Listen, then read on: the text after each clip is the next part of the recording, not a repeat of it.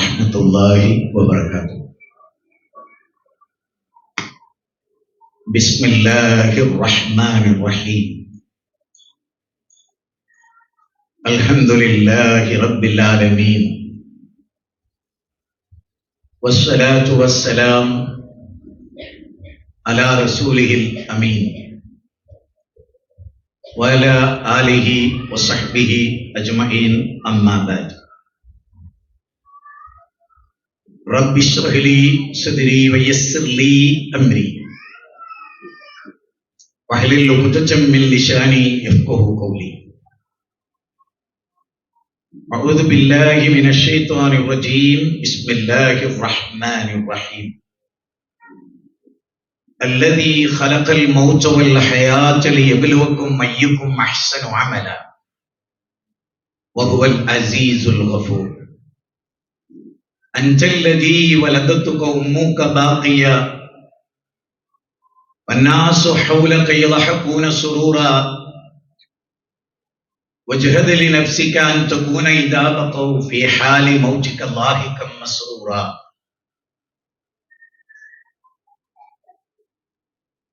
ഏറെ ബഹുമാനമുള്ള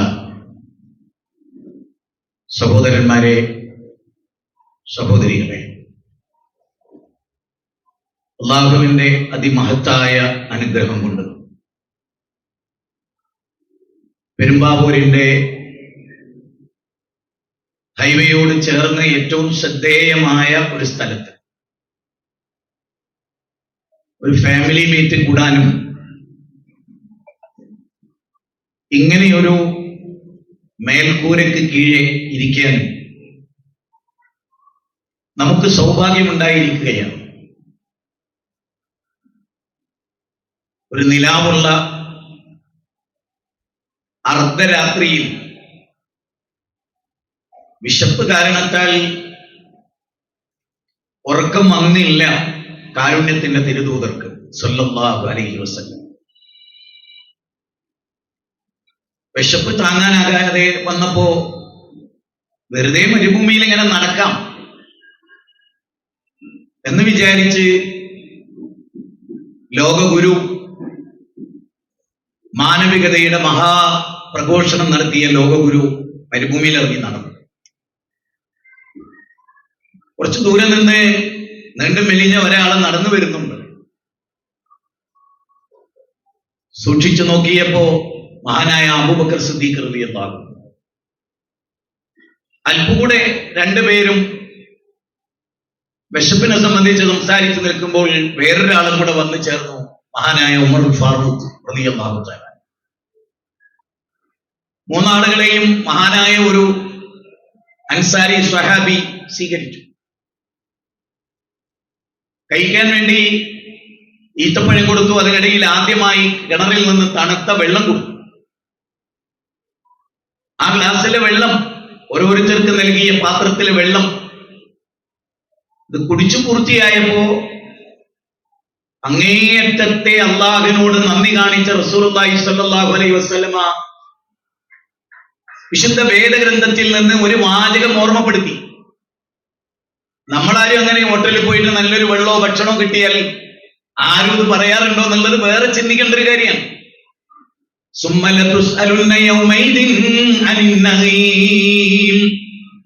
അബൂബക്കറെ, ഉമറെ, ഈ ഒരു തണുത്ത ഗ്ലാസ് വെള്ളം തൊണ്ടയിലൂടെ ഇറങ്ങി ദാഹം തീർന്നല്ലോ.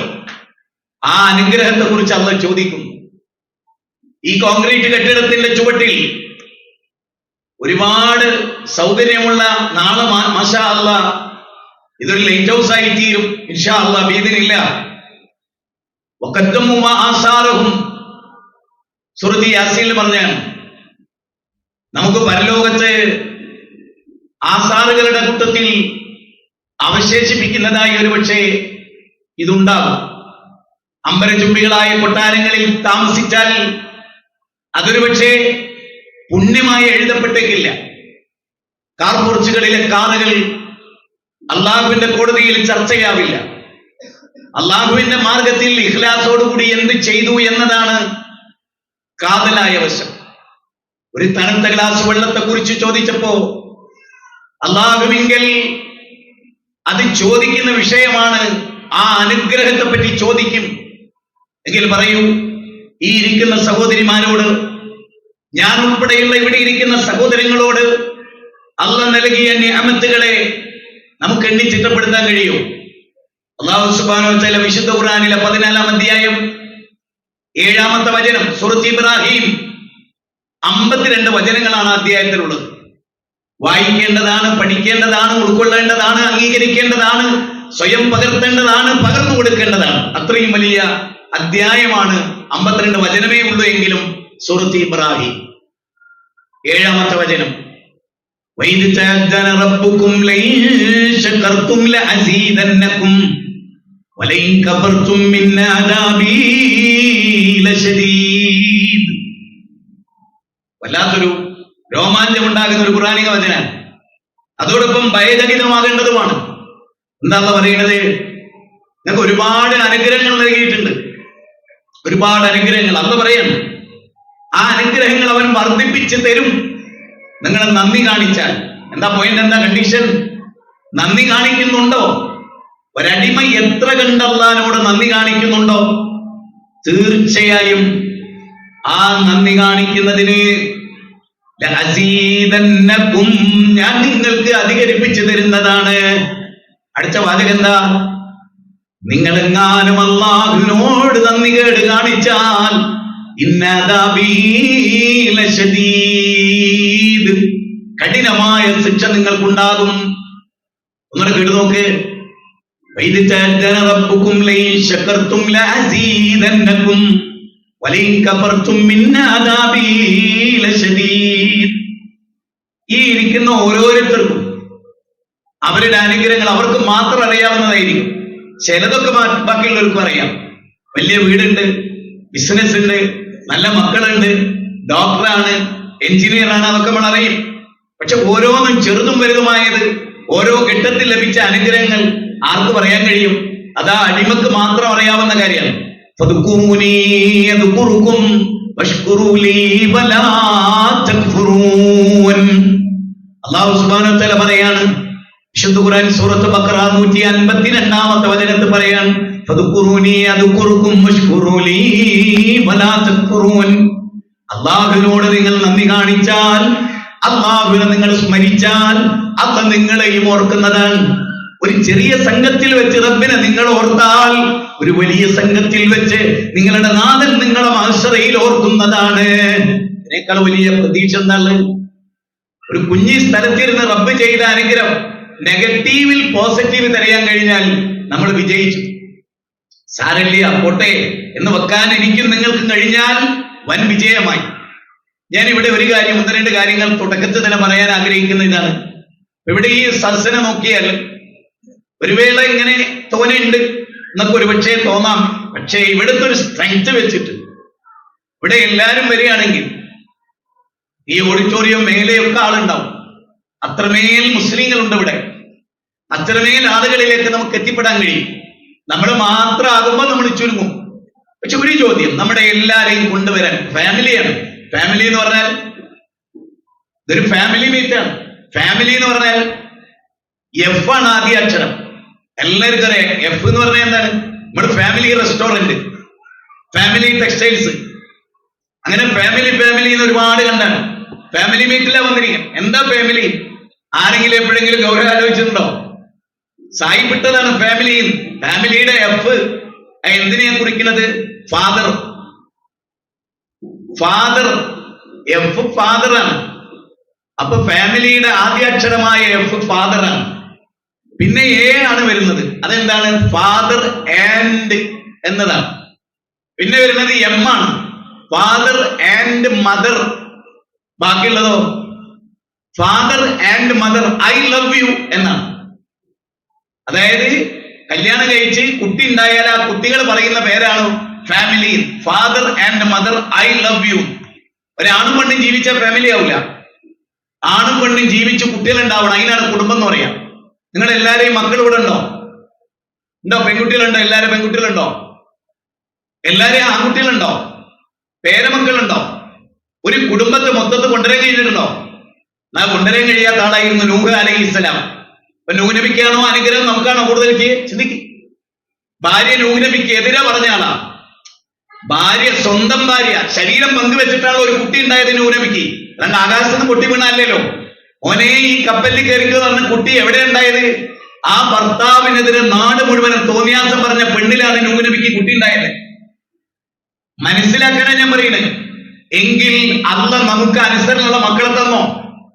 ഞാൻ എന്റെ ഉപ്പാനോട് പറയുന്ന ഒരു വാചകം, ഉപ്പ നിങ്ങൾക്ക് ഉണ്ടായ 7 മക്കളും മാഷാ അല്ലാഹ് ഒരേ ദീനിൽ, ഒരേ ആദർശത്തിൽ, ഒരേ ആശയത്തിൽ, ഭിന്നതയില്ലാത്ത ആദർശത്തിൽ. ഇതിനോളം വലിയൊരു നിയമത്ത് ഈ ഭൂമുഖത്ത് കിട്ടാനുണ്ടോ? നൂഹ് നബിക്ക് കിട്ടിയില്ല, ലൂത്ത് നബിക്ക് കിട്ടിയില്ല.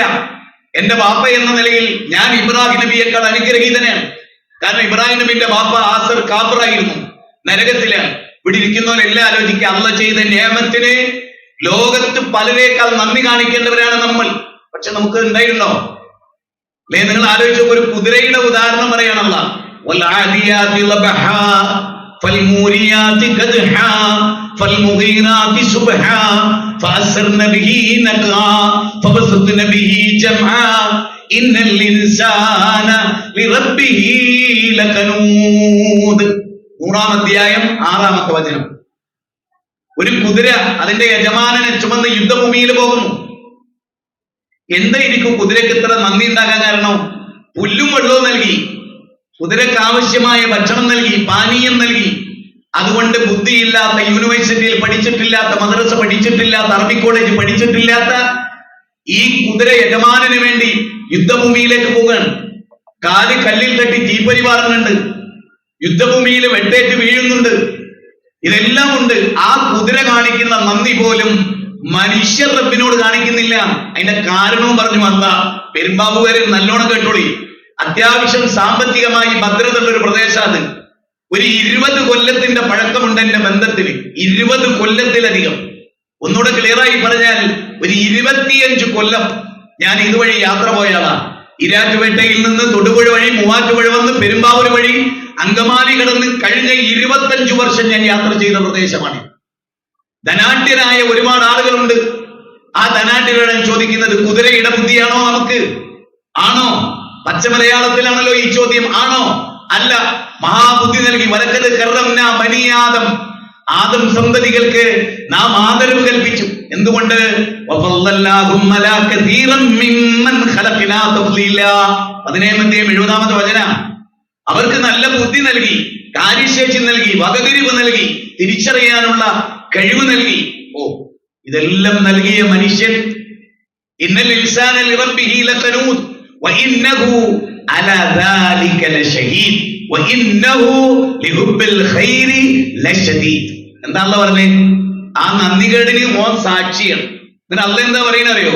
ഓന് ധനത്തോട് അപാര പ്രേമാണ്, ഇഷ്കാണ്, വിട്ടുകൊടുക്കാൻ തയ്യാറില്ല. ആർ മനസ്സിന്റെ പിശുക്കിൽ നിന്ന് മോചിതരായോ അവർ വിജയിച്ചു എന്നാണ്. മനസ്സിന്റെ പിശുക്ക് വല്ലാത്തൊരു പ്രയോഗമാണ്. 59-ാം അധ്യായം 9-10 വാചകം. അതായത് മദീനയിൽ നിന്ന്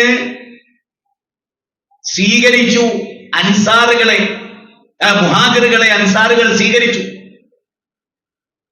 അവിടെയാണ് അല്ലാഹ് പറയുന്നത്, യൂസിറൂന അലാ അൻഫുസിഹിം വലൗ കാന ബിഹിം ഖസാസ. സ്വന്തത്തെക്കാളും മറ്റുള്ളവർക്ക് പ്രാധാന്യം നൽകി. അത് പറഞ്ഞിടത്തില്ല പറഞ്ഞേ, അൻസാറുകളുടെ മനസ്സിൽ അല്ലാഹു തെല്ലും പിശുക്ക് കണ്ടില്ല. അവരവരുടെ വീട് ഒഴിഞ്ഞു കൊടുത്തു. 2 കച്ചവടം ഉണ്ടായിരുന്നു, ഒന്ന് മുഹാജിറുകൾക്ക് കൊടുത്തു.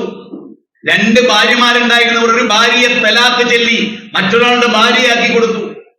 ഒരു റൂമുള്ളവർ അതിനെ 2ആക്കി ഭാഗിച്ച് പാതി അവർക്ക് കൊടുത്തു. ഹൃദയം പകർന്നു കൊടുത്തു.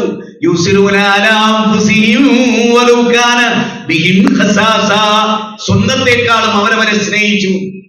എന്തു അല്ലാഹു തആലക്ക് വേണ്ടി ഇവർ വിട്ടുകൊടുത്തു. ഞാനിവിടെ പറയുന്നത് പ്രസംഗിക്കാൻ എളുപ്പമാണ്, ജീവിതത്തിലോട് ചേർത്ത് നിർത്താൻ വലിയ ബുദ്ധിമുട്ടുള്ള കാര്യമാണ്. പക്ഷെ ഇവിടെ ഇരിക്കുന്നവരോടൊക്കെ ചോദിക്കണം, എന്ത് പറയും, എന്താ പറയാ? ഞാനിങ്ങനെ വിചാരിക്കണം, എന്റെ പള്ളിയുടെ വൈസ് പ്രസിഡന്റ് ഒരുപാട് ധനമുള്ള ആളാണ്, സ്കൂൾ അധ്യാപകനായിരുന്നു. അദ്ദേഹത്തിന്റെ വീടിന്റെ റോഡ് സൈഡിൽ ഒരുപാട് കെട്ടിടങ്ങളുണ്ട്, എല്ലാം ഉണ്ട്. കഴിഞ്ഞ 2 ആഴ്ച മുമ്പ് രാവിലെ ഇപ്പോ കളിയുണ്ടല്ലോ, ഒരേ യൂണിഫോം ധരിച്ച ആണും പെണ്ണും. പെണ്ണ് ആണിന് നേരെ ഓപ്പോസിറ്റ്, എന്നിട്ട് ഓള് താഴോട്ടും മേലോട്ടും കൊള്ളും, ഇവനെ ഓളെ നോക്കി നോക്കും. അങ്ങനത്തെ ഒരു പരിപാടി ഉണ്ടല്ലോ ഇപ്പൊ ലോകത്ത്. പറയുന്നത് എന്താണ്? ആരോഗ്യം നന്നാക്കാനാണ്. ആരോഗ്യമാണോ നന്നായത്, മനസ്സാണോ കേടുന്നത്, അത് വേറെ വിഷയം. എന്തായാലും അവിടെ അദ്ദേഹം കുഴഞ്ഞു വീണു. കളിച്ചുകൊണ്ടിരിക്കുന്ന കഴിഞ്ഞിട്ട് കുഴഞ്ഞു വീണു. ഈ കുഴഞ്ഞു വീണിട്ട് ഇന്നും ഈ സമയം വരെ അദ്ദേഹത്തിന് ബോധം വന്നിട്ടില്ല. ഞാൻ ചോദിക്കുന്ന അദ്ദേഹത്തിന് എത്ര കടണ്ട് അയാൾക്കറിയില്ല, ഭാര്യ ഉണ്ടോ അയാൾക്കറിയില്ല, മക്കളുണ്ടോ അയാൾക്കറിയില്ല, കണ്ടമാനം സ്വത്തിന്റെ ഉടമയായിരുന്നു ഞാൻ അറിയില്ല. ഒരു കോമയിൽ കിടക്കുന്ന പോലെ കിടക്കുകയാണ്. മനുഷ്യന്റെ അവസ്ഥ അത്രേ ഉള്ളൂ. ഒന്ന് കുഴഞ്ഞു വീണാൽ, ഒന്ന് വണ്ടി ആക്സിഡന്റ് ആയാൽ പിന്നെ ആ വണ്ടി ഇല്ല, ആ BMW ഇല്ല, ആ ഫെറാറി കാറില്ല, ആ കാർ ഷെഡ് ഇല്ല, ആ കാർ പോർച്ച് ഇല്ല, ആ കൊട്ടാരമില്ല, അതിൽ ഏറ്റവും വലിയ ശീതീകരിച്ച റൂമില്ല, ആലിംഗനം ചെയ്യാൻ ഭാര്യയില്ല, ICUവിൽ വെന്റിലേറ്ററിൽ ഒറ്റക്ക്. അടുത്ത ദിവസം അള്ളാഹുവിലേക്കുള്ള യാത്ര. എപ്പോഴെങ്കിലും ആലോചിച്ചിട്ടുണ്ടോ ഗൗരവമായി? ഏത് മനുഷ്യനും, യുക്തിവാദിക്കും നിരീശ്വരവാദിക്കും എല്ലാവർക്കും ഉള്ള അവസ്ഥയാണ്. എങ്കിൽ ചില ഗൗരവപ്പെട്ട വിഷയങ്ങളിലേക്ക് നമുക്ക് 1 മണി ഷാർപ്പ് അവസാനിപ്പിക്കേണ്ടതുണ്ട് എന്നാണ് ഞാൻ മനസ്സിലാക്കുക. ആ 1 മണിക്ക് അവസാനിക്കും ഇൻഷാ അല്ലാഹ് ബിഇദ്നില്ല. ഞാൻ പറഞ്ഞു വരുന്നത്, സ്വയം ഇരുന്നിട്ട് ഹസിബു, ഒന്ന് സ്വയം വിചാരണ ചെയ്യാം. അള്ളാഹു നമ്മളെ ആഖിറത്തിൽ വിചാരണ ചെയ്യുന്നതിന് മുമ്പ് നമ്മൾ നമ്മളെ ഒന്ന് വിചാരണ ചെയ്യാം. അങ്ങനെ വിചാരണ ഇവിടെ ഇരിക്കുന്ന ഓരോരുത്തരും ഖബറിൽ ഒറ്റക്ക് ചെല്ലുമല്ലോ. ഞാന് മുഹമ്മദ് മദനി മരിച്ചു, മദനി അല്ലട്ടോ, കണ്ണൂരുണ്ടായിരുന്ന ഒരു മദനി, 10-20-ലധികം വരുന്ന QHLS ക്ലാസ് എടുത്തിരുന്ന വളരെ ശ്രദ്ധേയനായ മനുഷ്യൻ. അദ്ദേഹത്തിന്റെ മകൻ അക്രം ഹിക്കമിയാണ്. അപ്പൊ ഞങ്ങൾ മരണവാർത്ത അറിഞ്ഞ് അവിടെ ചെന്നു, മയ്യത്ത് കബറടക്കി. അപ്പൊ എല്ലാ ആളുകളും, ഞാൻ എപ്പോഴും കബറിടത്തിൽ ശ്രദ്ധിക്കുന്ന ഒരു കാര്യം, പൊതുവെ എനിക്ക് ചില കാര്യങ്ങൾ ജനങ്ങളോട് പറയാൻ വേണ്ടി, ഞാനത് പഠിക്കാൻ വേണ്ടി നോക്കി നിൽക്കുന്ന ഒരു കാര്യം, മയ്യത്തുമായി ഏറ്റവും അടുത്തവർ ഇനി എന്ത് ചെയ്യുന്നു എന്നതാണ് എന്റെ ശ്രദ്ധ. അങ്ങനെ ഞാനിങ്ങനെ മുഹമ്മദ് മദനിനെ മയ്യത്ത് കബറടക്കി. സക്കറിയ സ്വലാഹി ജീവിച്ചിരിപ്പുണ്ട്, ഞങ്ങളൊക്കെ തൊട്ടടുത്തുണ്ട്, എല്ലാവരും ഉണ്ട്. അങ്ങനെ നിന്ന് എല്ലാവരും ദിക്റും പ്രാർത്ഥനയും ഒക്കെ കഴിഞ്ഞ് എല്ലാവരും പോയി. ഞാൻ അവിടെ തന്നെ നിന്നു. അപ്പൊ ഞാൻ നോക്കി, അക്രം, ഈ മദനിയുടെ മകൻ, പ്രിയപ്പെട്ട മകൻ എന്തു ചെയ്യുന്നു എന്നായിരുന്നു എന്റെ നോട്ടം. അവനെങ്ങനെ നിന്നു. കുറച്ചു സമയം കഴിഞ്ഞ് അവനും നടന്നു. ഏറ്റവും ഒടുവിൽ അവന്റെ പിറകിൽ ഞാനും. അപ്പൊ ഞാൻ ചിന്തിച്ച കാര്യം എന്നറിയോ, ഈ ബാപ്പ ICUവിൽ കിടന്നാൽ ICUവിന്റെ മുമ്പിൽ എത്ര വേണമെങ്കിലും കാത്തിരിക്കും. ബാപ്പ ICUവിലാണ്. പ്രിയപ്പെട്ടവരെ വിട്ടുപോകാത്ത ഭാര്യ, 40 കൊല്ലം അരയുടെ അരഭാഗം തളർന്നിട്ട ഭർത്താവിന്റെ കാഷ്ടവും മൂത്രവും കോരിയ ഭാര്യ. ഒരു കല്യാണത്തിന് അവർ പങ്കെടുത്തിട്ടില്ല, ഒരു ഹൗസ് വാമിങ്ങിന് അവർ പങ്കെടുത്തിട്ടില്ല, ഒരു ടൂർ അവർ പോയിട്ടില്ല. ആരാണ് ആ സ്ത്രീ? താഹിറത്താത്ത, മാഹിക്കാരി, സലീം ഖാന്റെ ഭാര്യ. ഡെസേർട്ടിൽ അപകടമുണ്ടായി, അരയുടെ ഭാഗം കംപ്ലീറ്റ് തളർന്ന് 40 വർഷത്തിലധികം, 72 വയസ്സ് വരെ അദ്ദേഹം ജീവിച്ചു. മറ്റൊരു കല്യാണം ആ സ്ത്രീ ചെയ്തില്ല, കുഞ്ഞുങ്ങളില്ല, അവരെ മാത്രം നോക്കി ജീവിച്ചു. പക്ഷേ ഞാൻ നോക്കിയത്, സലീം ഖാൻ മരിച്ചാൽ ആ കബറിടത്തിൽ ആ സ്ത്രീ പിന്നെ പോയി നിൽക്കുവോ? കൂട്ടിന് നിൽക്കുവോ? ഭർത്താവ് ഒറ്റക്കാന്ന് വിചാരിക്കുവോ? ഇല്ല. ആരും കൂട്ടിനില്ലാത്ത ഒറ്റക്ക് നിൽക്കുന്ന ഒരു സ്ഥലം പള്ളിക്കാട്ടിലാണ്. നാളെ മണിയറ ജനമേറും കല്ലതിന്റെ മീതെ, നമ്മൾ കേട്ടിട്ടുണ്ട്. തൊട്ടടുത്ത കടയിൽ നെയ്തു വന്നുവോ, നിന്നെ പൊതിയാനായെടുത്തിടും വെള്ളത്തുണി. അതിലൊരു വരിയാണ്, തൊട്ടടുത്ത കടയിൽ നിന്നെ പൊതിയാനുള്ള മല്ല് തുണി. വാച്ച് കെട്ടിയിട്ടുണ്ട്, 1 ലക്ഷത്തിന്റെ ചെരുപ്പ് ധരിച്ചിട്ടുണ്ട്, 10,000ത്തിന്റെ ഇതെല്ലാം കഴിച്ചു വെക്കും. സ്വർണ്ണപ്പല്ല് വെച്ചിട്ടുണ്ട്, എടുത്തു വെക്കും. ആഭരണങ്ങൾ അണിഞ്ഞിട്ടുണ്ട്, കഴിച്ചു വെക്കും. ഒന്നും കൊണ്ടുപോകില്ല. ആ 6 അടി മണ്ണ് കൊണ്ടുപോയിട്ട് കിടത്തും. എന്നിട്ടോ, വിളിക്കുന്ന പേര് മാറിപ്പോകുമേ, ഉടൻ മയ്യത്തെന്ന നാമമായി തീരുമേ. അല്ലെ, വിളിക്കുന്ന പേര് മാറിപ്പോകും. ഉപ്പ എന്ന വിളിയും മക്കൾ മാറ്റുമേ. ഞാൻ ഒരുപാട് കരുതിയിട്ടുണ്ട് ആ വരി ഓർത്ത്. ഇപ്പൊ ബാപ്പി ഉപ്പ എന്ന് വിളിക്കുന്ന ആ മക്കളുടെ വിളിയെല്ലാം അവസാനിക്കും. 2-3 ദിവസം മക്കൾ കരയും, ഉപ്പാനെ ചോദിക്കും, വിതുമ്പി കരയും. ഉപ്പാന്റെ ഡ്രസ്സ് കാണുമ്പോൾ ഓർക്കും. പിന്നെ അത് നേരിയ ഓർമ്മകളായി മാറും. പിന്നെ നമ്മൾ നമ്മുടെ പഴയ അവസ്ഥയിലേക്ക് പോകും. അലി റളിയല്ലാഹു അൻഹു പറഞ്ഞ പോലെ, ആ സ്ത്രീയെ പിന്നീട് ഒരാൾ കല്യാണം കഴിക്കും. ആ മനുഷ്യന്റെ കൂടെ കിടപ്പറയിൽ അവൾ ഭാര്യ പുണരും. നിന്റെ ഭാര്യ വേറൊരാളുടേതാകും. നിന്റെ ഭർത്താവ് നിന്റെ കാലം കഴിഞ്ഞാൽ മറ്റൊരു കല്യാണം കഴിയും. പക്ഷെ ഒരു കാര്യം, ഖബറിൽ എന്താ ഉണ്ടാവുക? ഭർത്താവ് കൂട്ടിനില്ല അവിടെ, ഭാര്യ കൂട്ടിനില്ല അവിടെ, മക്കളില്ല അവിടെ. മക്കളെ ഡോക്ടറാക്കി, 50 ലക്ഷം മുടക്കി എല്ലാ സൗഭാഗ്യങ്ങളും ഉണ്ടായിക്കൊടുത്തു. പെരുമ്പാവൂരിന്റെ ഹൃദയഭാഗത്ത് വീട് വെച്ചു കൊടുത്തു. എല്ലാം ചെയ്തു. മണ്ണോട് മണ്ണ് ചേരുകയാണ്. പാപ്പാന്റെ മയ്യത്ത് നിസ്കരിക്കാൻ ഡോക്ടറായ മകൻ അറിയില്ല, ഇല്ല. എഞ്ചിനീയറായ മകൻ അറിയില്ല, കോടീശ്വരനായ മകൻ അറിയില്ല. മയ്യത്ത് നിസ്കരിക്കാൻ വേറൊരാളെ നിൽക്കേണ്ട ഗതികേട് ഈ ലോകത്ത് നമുക്ക് വരുന്നു. അവിടെയാണ് ഗൗരവമായ ഒരു ചിന്തയിലേക്ക് ഞാൻ നിങ്ങളുടെ ശ്രദ്ധ കൊണ്ടുവരുന്നത്. മരിക്കുമെന്നുറപ്പില്ലാത്ത ആരെങ്കിലും ഇവിടെ ഉണ്ടോ? നഹ്നു ഖദ്ദർനാ ബൈനകുമുൽ മൗത്ത് വമാ നഹ്നു ബിമസ്ബൂഖീൻ. നഹ്നു ഖദ്ദർനാ ബൈനകുമുൽ മൗത്ത് വമാ നഹ്നു ബിമസ്ബൂഖീൻ. ഈ ഒരൊറ്റ ഖുർആൻ വചനം മതി. ഖുർആൻ ദൈവികാണ്. എന്താ ഈ വചനത്തിന്റെ പ്രാധാന്യം എപ്പോഴെങ്കിലും ആലോചിച്ചിട്ടുണ്ടോ? കമ്മ്യൂണിസ്റ്റുകാരാ, യുക്തിവാദിക്കാരാ, സയൻസ് അധ്യാപക, ഫിലോസഫറെ, ഈ ഖുർആന്റെ വചനത്തിന്റെ അർത്ഥം എന്താണെന്നറിയോ? ഒന്ന് കേട്ടു നോക്കിക്കേ. ഇതാവക്കയത്തിൽ വാക്കിയില്ല. 56-ാം അധ്യായമാണ്, 60-ാമത്തെ വചനമാണ്. നഹ്നു ഖദ്ദർനാ ബൈനകുമുൽ മൗത്ത്. നിങ്ങൾക്കിടയിൽ അല്ലാഹു മരണം വിധിച്ചു. ഞങ്ങളുടെ പള്ളിയുടെ സെക്രട്ടറി, വല്ലാത്തൊരവസ്ഥ ഞങ്ങളുടെ നാട്ടില്. ആളുകൾ വീണ് മരിക്കുകയാണ്. ഞാൻ എന്റെ കൂടെ 33 വർഷം സെക്രട്ടറി ആയിരുന്നു സിദ്ദീഖ. അദ്ദേഹം ഷട്ടിൽ ബാറ്റ് കളിച്ചു. രാത്രി 8 മണിക്ക് ടൂർണമെന്റ് ആയിരുന്നു. ഷട്ടിൽ കളിച്ച് അദ്ദേഹത്തിന്റെ ഗെയിം കഴിഞ്ഞ് കസേരയിൽ വന്നിങ്ങനെ ഇരിക്കുകയാണ്. ആ കസേരയിൽ നിന്ന് 1-2 വർത്താനൊക്കെ അദ്ദേഹം പറയുന്നുണ്ട്. ഇടത് ഭാഗത്തേക്ക് ചരിഞ്ഞു വീണ് മരിക്കുന്നു. അദ്ദേഹത്തിന്റെ മൂത്താപ്പാന്റെ മകനാണ് ഞാൻ നേരത്തെ പറഞ്ഞ മജീദ് സാഹിബ്. അദ്ദേഹം കൊഴഞ്ഞു വീണിരിക്കുന്നു. എന്റെ പ്രിയപ്പെട്ട സുഹൃത്ത് ബഷീർ കഴിഞ്ഞ ആഴ്ച കൊഴഞ്ഞു വീണ് മരിച്ചിരിക്കുന്നു. എന്റെ പ്രിയപ്പെട്ട എന്റെ കൂടെ വണ്ടി ഡ്രൈവ് ചെയ്തിരുന്ന 10 കൊല്ലത്തിലധികം എന്റെ കൂടെ ഉണ്ടായിരുന്ന ഷാജിയുടെ ഭാര്യ പെട്ടെന്ന് തലവേദനയായി താഴെ വീണ് മരിക്കുന്നു. അനേക മരണങ്ങൾക്ക് നമ്മൾ സാക്ഷ്യം വഹിക്കുന്നു. അല്ല പറയാണ്, നിങ്ങൾക്കിടയിൽ അല്ല മരണം വിധിച്ചിരിക്കുന്നു. എന്നിട്ടൊരു വർത്തമാനമുണ്ട്. ഷാജിയുടെ, എന്റെ പ്രിയപ്പെട്ട ഷാജിയുടെ മകളുടെ കല്യാണമാണ് 26-ന്. അവൻ എന്റെ അടുത്ത് വന്ന് കരയും. അവിടെ ഉണ്ടായിരുന്നെങ്കിൽ, എന്റെ ഭാര്യ ഉണ്ടായിരുന്നെങ്കിൽ ഒരു തിരിച്ചുവരവില്ല. അവിടെ നിൽക്കുന്നു എന്ന് തോന്നും. സിദ്ദീഖ ഇവിടെ ഉണ്ട് എന്ന് തോന്നും. ആ 1-ാമത്തെ സഫിൽ ഇരിക്കുന്നു എന്ന് തോന്നും. ലത്തീഫ്ക 1-ാമത്തെ സഫിൽ ഇന്റുപ്പാന്റെ കൂടെ ഇരുന്ന ആളാ. മരിച്ചപ്പോ 6 അടി മണ്ണിലാണ്.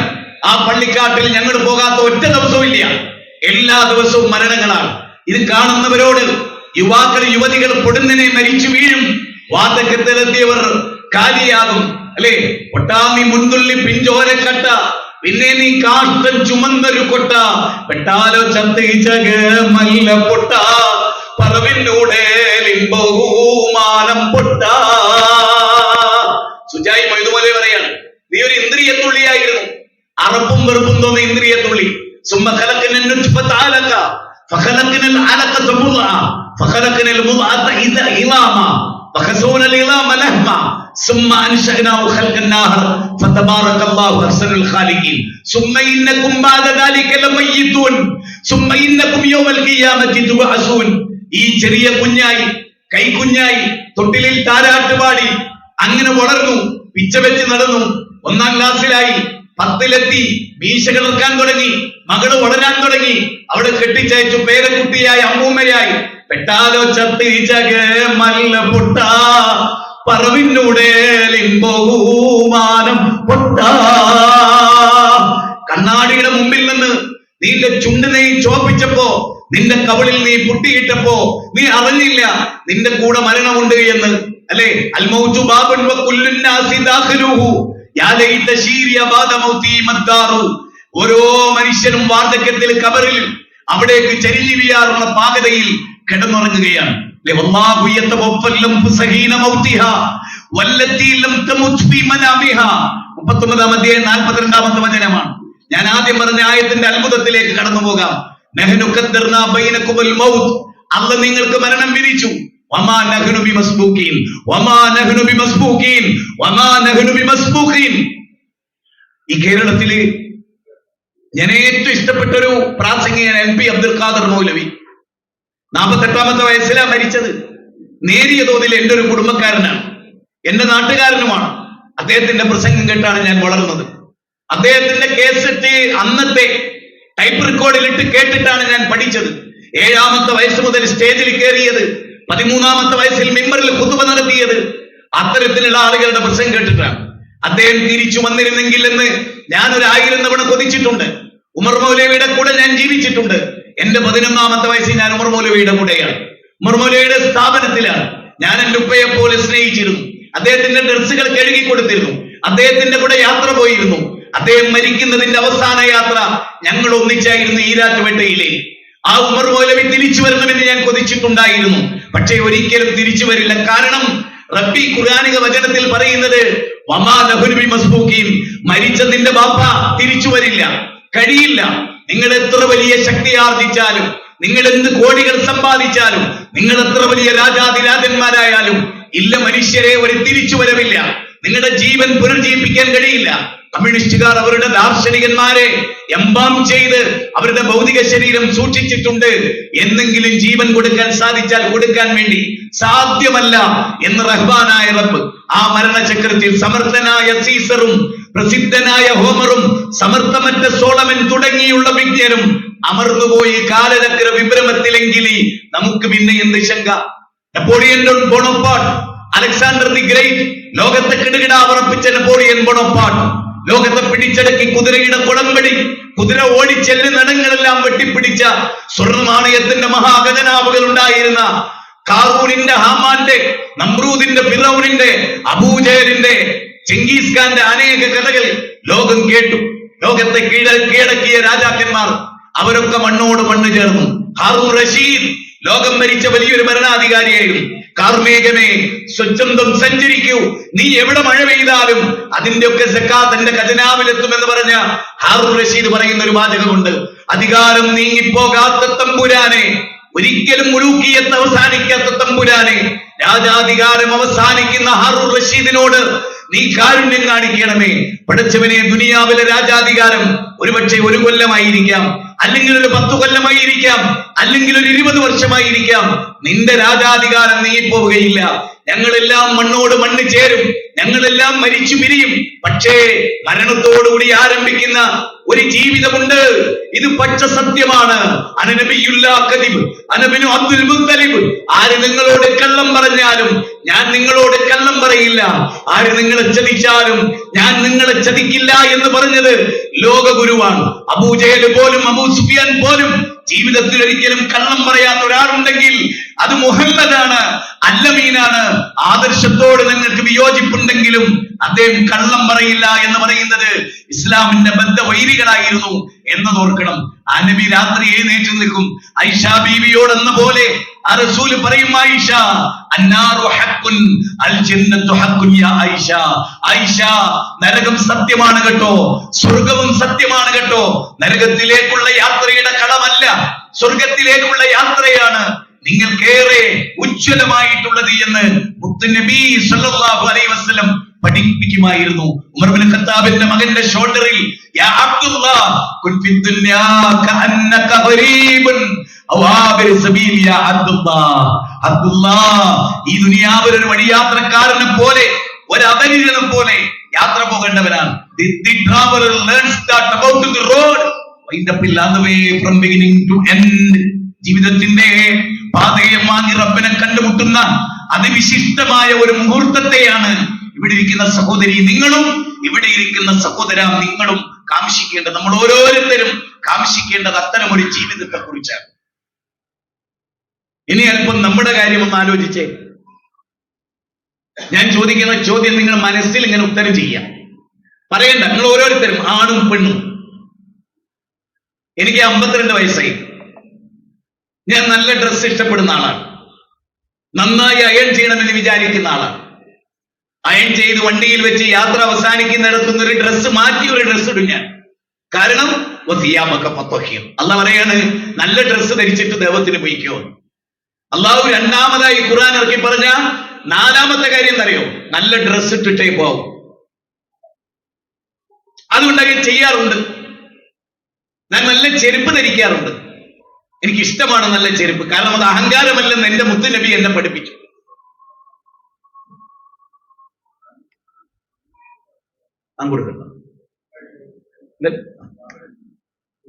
അപ്പോൾ ഞാൻ അത് ചെയ്യുന്നു. ഇനി ഇവിടെ ഇരിക്കുന്ന നമ്മൾ ഓരോരുത്തരും നമ്മൾ കഴിച്ചത്, നമ്മൾ ആസ്വദിച്ചത്, നമ്മൾ ടൂർ പോയത്, നമ്മൾ വണ്ടിയിൽ എണ്ണ അടിച്ചത്, നമ്മൾ ഇട്ട പാൻസിന്റെ ഷർട്ടിന്റെ, എന്നോട് ഇന്നൊരാള് പറഞ്ഞു, ഇന്നാള് 3000 ഷർട്ട് ധരിച്ചിരുന്ന ആളാണ്, ധനാഢ്യനായിരുന്നു. ഇപ്പോൾ ഒരുപാട് പരാധീനതകളുണ്ട്, എങ്കിലും ആ പഴയ കാലത്തെ ഡ്രസ്സ് ധരിക്കും. ശരി, ഇതെല്ലാം നമ്മൾ ചെയ്തു. ഒന്നാലോചിച്ചേ, 52 കൊല്ലം നാം ചെലവഴിച്ച രൂപ, ശരി, അതിന്റെ 1000-ൽ-1 അള്ളാന്റെ മാർഗത്തിൽ ചെലവഴിച്ചിട്ടുണ്ടോ? ഞാനൊരു ഉദാഹരണ സഹിതം അത് പറയാം. നിങ്ങൾ മീൻ മാർക്കറ്റ് പോയി, ചിക്കൻ വാങ്ങിക്കാൻ പോയി, മട്ടൻ വാങ്ങിക്കാൻ പോയി. ഞങ്ങളുടെ നാട്ടിൽ 600 രൂപയാണ് മട്ടന്, 320 രൂപയാണ് ബീഫിന്, 600 രൂപയാണ് അയക്കോറക്ക്.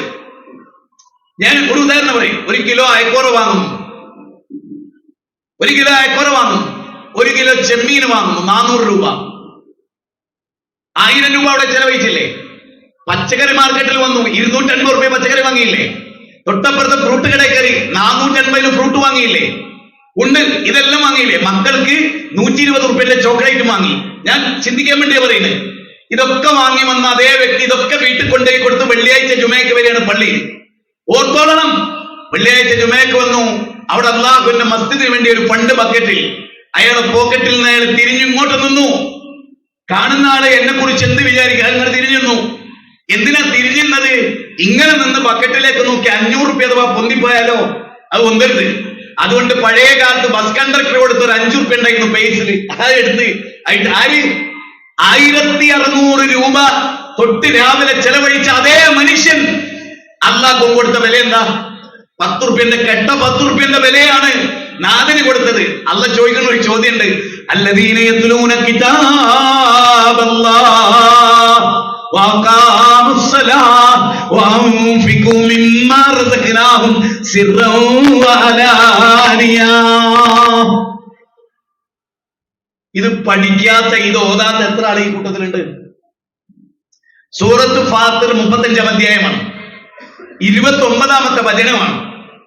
എല്ലാവരും ഒന്നും കൂടെ ശ്രദ്ധിച്ചേ, ഒന്നും കൂടെ നോക്കിയേ. അതെ, ഈ ആയത്ത് പറയുന്നത് ശരിക്കും ഒന്ന് ശ്രദ്ധിച്ചു നോക്കിയേ. അല്ലദീന യത്ലൂന കിതാബല്ലാഹ്, അള്ളാന്റെ കിതാബ് എല്ലാ ദിവസവും വായിക്കുന്ന ആള്. പാള കിതാബ് എന്റെ വല്യമ്മ ഉണ്ടായിരുന്നു, മരിച്ചു, അള്ളാഹു പുറത്തു കൊടുക്കട്ടെ. തൗഹീദ് കിട്ടിയാ മരിച്ചത്.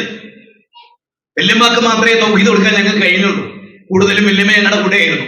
കുന്നമംഗലത്തുകാരിയായിരുന്നു. കാരന്തൂർ മർക്കസിന്റെ മുറ്റത്തായിരുന്നു. മന്റെ എല്ലാ കുടുംബക്കാരും അവിടെയാണ്. ഒരുപാട് ആർക്കിപ്പം മാറ്റമുണ്ട്. ഞാൻ കാരന്തൂർ മർക്കസിന് മുമ്പ് പോയി കഴിഞ്ഞാൽ 2 മാസമായി അവിടെ പ്രസംഗിച്ചു. ഞാൻ പറയുന്നത് ആ വല്യമ്മ പോലും അന്ന് വായിച്ചിരുന്ന മൊയ്തീന്മാലയാണ്. മൊഴിയൊന്നും കളയാതെ പിളയാതെ ചൊന്നോർക്ക് മണിമേടം സ്വർഗത്തിൽ വള്ളിക്ക് പുള്ളിക്ക് വ്യത്യാസമല്ലാതെ മൊയ്തീന്മാല ചെല്ലിയ സ്വർഗത്തിൽ മണിമേടം കിട്ടും. അബൂബക്കർ സിദ്ദീഖ് അത് വായിച്ചിട്ടില്ല, ഓർക്കൂല ആളുകൾ. റസൂല വായിച്ചിട്ടില്ല, അവരാരും അത് പഠിച്ചിട്ടില്ല. ഞാൻ പറയുന്നതറിയോ, ഡെയിലി ഞാൻ ഇവിടെ ഇരിക്കുന്നവരോട് ചോദിച്ചോട്ടെ, ഇന്ന് ലോഹ് നിസ്കരിച്ചിട്ടില്ലെങ്കിൽ കുറ്റബോധം ഉണ്ടാവൂലേ? ലോഹ് നിസ്കരിച്ചിട്ട് ലോഹ് നഷ്ടപ്പെട്ടിട്ട് വിഷമിക്കാത്ത ആരെങ്കിലും ഇവിടെ ഉണ്ടോ? പരിശുദ്ധ നോമ്പ് എന്തോ ഉറങ്ങിപ്പോയി, അന്നത്തെ ഒരു ടെൻഷൻ പോലെ ജീവിതത്തിൽ ടെൻഷൻ അനുഭവിച്ചിട്ടുണ്ടോ? ശരി, ഇനി ഞാനൊരു ചോദ്യം ചോദിച്ചോട്ടെ. ഉംറക്ക് പോകണം എന്നൊക്കെ വിചാരിച്ചു, ഭയങ്കരമായി ആഗ്രഹിച്ചു, കൊതിച്ച് ഉംറ പോയി. ഭയങ്കര ത്രില്ലായിരുന്നു. എല്ലാവരോടും പറഞ്ഞൊക്കെ ഉഷാറായിട്ട് പോയി ഉംറക്ക് ചെയ്തു. അൽഹംദുലില്ലാഹ്, മാഷാ അല്ലാഹ്, എല്ലാത്തിനും നമ്മൾ തയ്യാറാ. ഒരു ചോദ്യം ചോദിച്ചോട്ടെ. രാവിലെയും വൈകുന്നേരത്തിനിടയിൽ 24 മണിക്കൂറിനിടയിൽ 3 ഖുർആനിക വചനം പഠിക്കാത്തതിന്റെ പേരിൽ ഇതുപോലെ ടെൻഷൻ ഉണ്ട് എത്ര പേരൊന്ന് കയ്യൊന്നിച്ചേ? ദോരിസ്കരിച്ചിട്ടില്ലേ? ടെൻഷൻ ഉണ്ട്. പള്ളിയിൽ പോയിട്ടില്ലേ? ടെൻഷൻ ഉണ്ട്. പക്ഷെ അന്നൊരു പുസ്തകത്തിൽ നിന്ന് 3 പേജ് വായിച്ചിട്ടില്ലെങ്കിൽ ടെൻഷൻ ഉള്ള ആള് ആണുങ്ങൾ കൂട്ടത്തുനിന്ന് ഒന്നിച്ചെങ്കിൽ പെണ്ണുങ്ങൾ കൊടുത്തിട്ടുണ്ടോ? ഞാനൊരു കാര്യം പറഞ്ഞോട്ടെ നിങ്ങളോട്. അള്ള നിസ്കരിക്കാനാണോ ആദ്യം പറഞ്ഞ്? അല്ല, നോമ്പ് എടുക്കാനാണോ പറഞ്ഞ്? മദീനത്ത് എന്നിട്ട് അതൊക്കെ ഉണ്ടായത്.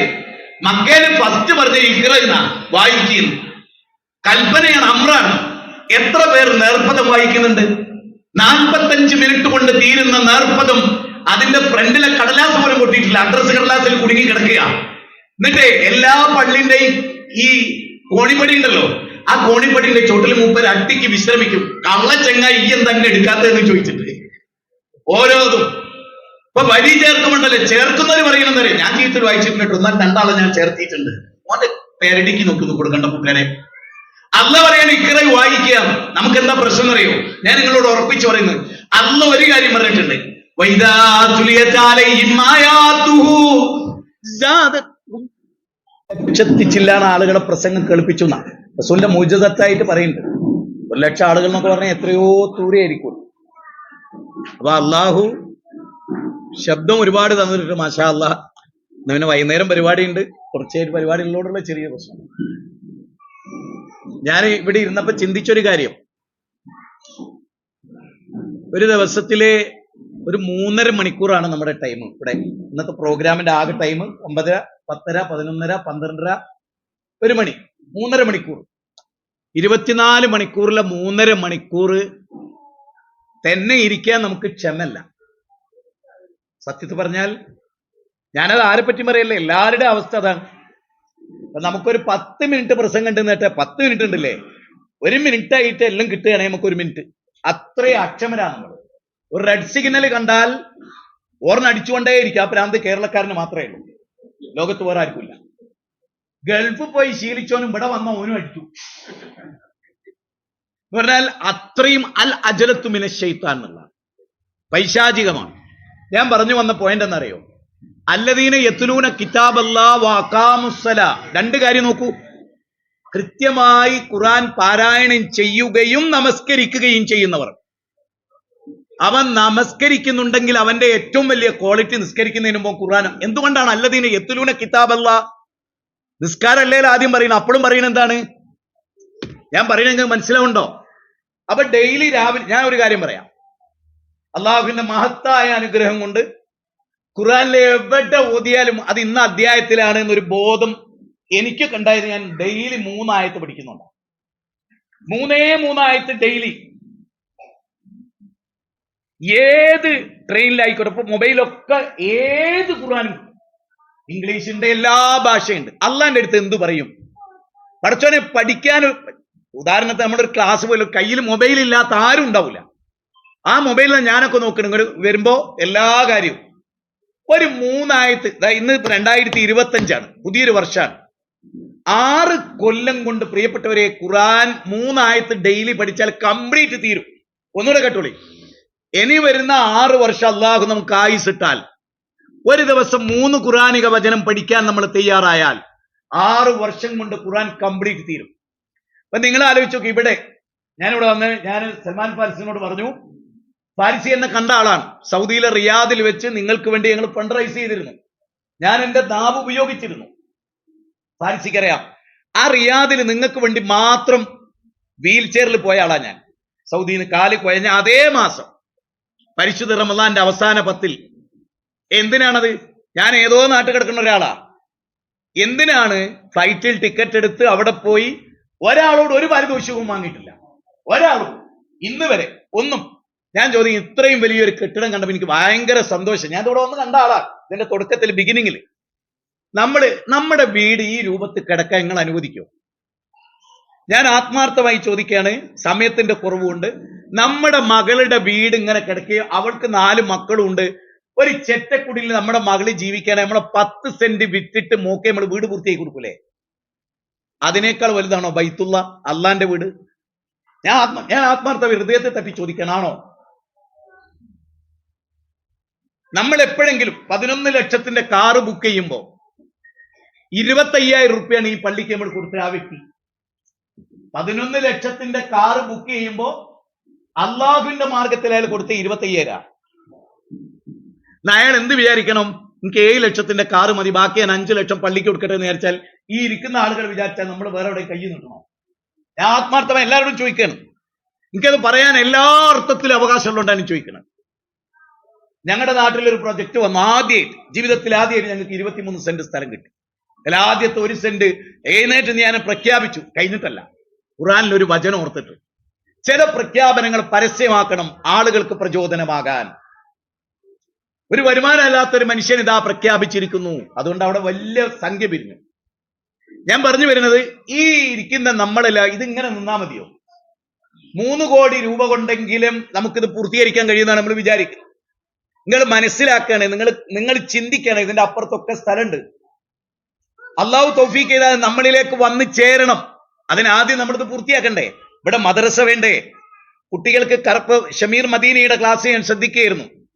ലോകത്തിന്നോളം അഹ്ലുസുന്നത്തി വൽ ജമാഅത്തിന്റെ ഉലമാക്കൾ തൗഹീദ് എന്താണെന്നോ ശിർക്ക് എന്താണെന്ന് നമ്മളെ പഠിപ്പിച്ചിട്ട് ഒരു നൂല് വ്യത്യാസത്തിലാണ് ശിർക്കും തൗഹീദും പോവുക. ഒരു നൂല് വ്യത്യാസത്തിൽ നിങ്ങൾ ശരിക്കും മനസ്സിലാക്കണം.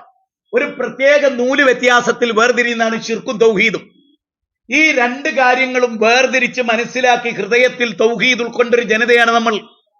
നമ്മുടെ ജീവിതത്തിൽ ഒരിക്കലും എന്റെ ധാരണയാണ്, ജീവിതത്തിലൊരിക്കലും ഈ ഇരിക്കുന്ന കൂട്ടത്തിൽ ഇനി ഒരാളും ജിന്നിനെ വിളിക്കില്ല, ജീവിതത്തിൽ മലക്കിനെ വിളിക്കില്ല, ബദരീങ്ങളെ വിളിക്കില്ല, മൊയ്തീൻ ഷെയ്ഖെ എന്ന് വിളിക്കില്ല. കാരണം ആ വിളിയിൽ അഭൗതികമായ കാര്യകാരണ ബന്ധത്തിന് അതീതമായ തേട്ടമുണ്ടെങ്കിൽ ഒരു കാരണവശാലും നമ്മൾ അല്ലാത്ത ഒരാൾ വിളിക്കില്ല. കാരണം എന്താ? കുൽ ഇന്നമാ അദൂ റബ്ബി വലാ ഉശ്രിക് ബിഹി അഹദ. ഞാൻ എന്റെ റബ്ബിനോടല്ലാതെ വേറൊരാളോട് വിളിക്കില്ല. ഞാൻ നിങ്ങളോട് ചോദിച്ചു, ഞാൻ നേരത്തെ ചിന്തിച്ചൊരു കാര്യം എനിക്ക് അപ്പൊ പറയാൻ തോന്നിയില്ല. എന്റെ കൂടെ അൻസലായി ഒക്കെ ഉണ്ടായിരുന്നു. ഞങ്ങൾ വേറൊരു ടോപ്പിക്കിൽ ഇങ്ങനെ കടന്നപ്പോ ആലുവയെ നമ്മൾ ഇങ്ങോട്ട് പുറപ്പെട്ടാൽ എത്ര മനോഹരമായ തല ഉയർത്തി നിൽക്കുന്ന മുനാരങ്ങളുള്ള പള്ളികളുണ്ട്. 5000 ആൾ വരെ പങ്കെടുക്കാൻ പറ്റിയ പാകതയിലുള്ള പള്ളികളുണ്ട് ഇവിടെയൊക്കെ. ഇരാറ്റുപേട്ടയിലെ അഷ്റഫുല്ലയുടെ പള്ളി, ആ നൈനാർ മസ്ജിദ് ഒക്കെ നിലക്കുന്ന സ്ഥലത്ത് എത്ര ആളുകളാ ഉള്ള പള്ളിയിൽ.